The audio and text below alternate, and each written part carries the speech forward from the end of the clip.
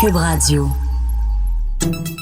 Salut, c'est Charles Dran avec l'équipe dans 5 minutes. On s'intéresse aux sciences, à l'histoire et à l'actualité. Aujourd'hui, deuxième épisode d'une série de 2 sur Rudolf Steiner. On parle d'agriculture biodynamique. On voit la plante dans son environnement par rapport à la Lune, au Soleil, aux astres. Connaissez-vous ça, l'agriculture biodynamique? C'est une technique agricole qui repose en grande partie sur des préparations à appliquer sur des plantes en fonction, entre autres, d'un calendrier lunaire, le tout basé sur les études de Rudolf Steiner. Rudolf Steiner, c'est cet occultiste autrichien qui a développé l'anthroposophie au début du 20e siècle.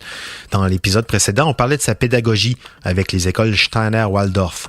Aujourd'hui, on parle d'une autre partie de son legs, plus payant en plus, la culture biodynamique, avec la collaboration de l'agence Science Presse qui a fouillé la question. On l'entend souvent, par exemple, à la SAQ. Ça, c'est un vin biodynamique. Ah bon? Oh! Qu'est-ce que c'est?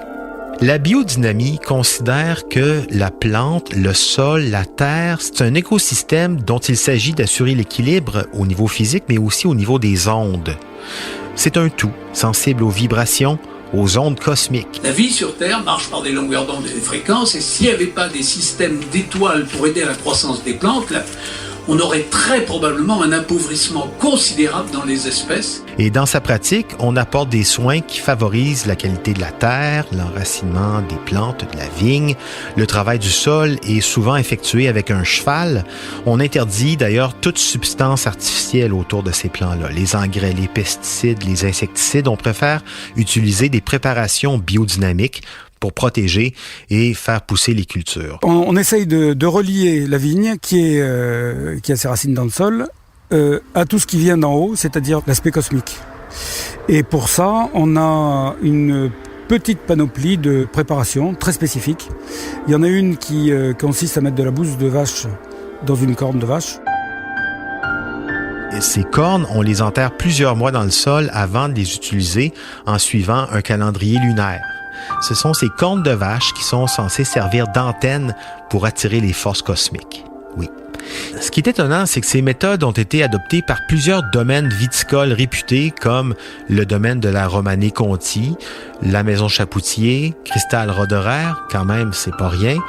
Mais ces méthodes ne font pas l'unanimité, on s'en doute, dans le domaine. Les tests scientifiques ont démontré que les pratiques de l'agriculture biodynamique ne produisent pas de résultats différents de l'agriculture biologique normale. En gros, c'est une variante ésotérique de l'agriculture bio. Pas plus, pas moins. Quand on mange biodynamique, on mange bio, que le raisin ou que les tomates aient été plantées un soir de pleine lune, ça change pas grand-chose. En fait, oui, ça change quelque chose dans les poches de ces gens qui prônent la biodynamie.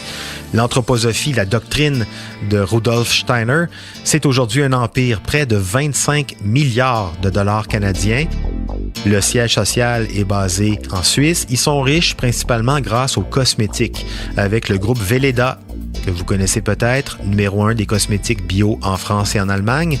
Velleda a réalisé 700 millions de dollars canadiens de chiffre d'affaires en 2017 en vendant dans le monde entier des lotions capillaires au romarin, des pâtes dentifrice au ratania, des huiles essentielles anticellulites au bouleau. Ils ont vendu pour 150 millions de dollars canadiens de médicaments anthroposophiques. C'est un peu leur marque de commerce. Et d'ailleurs, une autre marque, les cosmétiques du Dr Oshka, fait aussi partie de cet empire. 180 millions de dollars canadiens de chiffre d'affaires annuel. D'autre part, il y a plus de 3700 médecins diplômés qui pratiquent une médecine dite anthroposophique, une médecine un peu cosmique à base de plantes.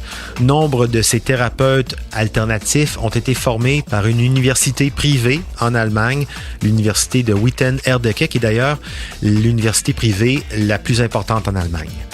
En plus de tout ça, la Société anthroposophique fait beaucoup de lobbying.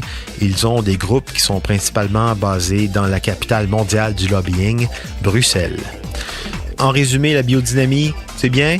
Ben oui, c'est bio. Miraculeux? Non, sauf peut-être pour les actionnaires. Pour en savoir plus sur la biodynamie, sur les écoles Steiner, Le Monde diplomatique a publié une vaste enquête sur la question. C'était en juillet dernier. Vous pourrez le trouver sur Internet. Merci aussi à l'agence Science Presse pour son travail de vérification des faits. C'était en 5 minutes.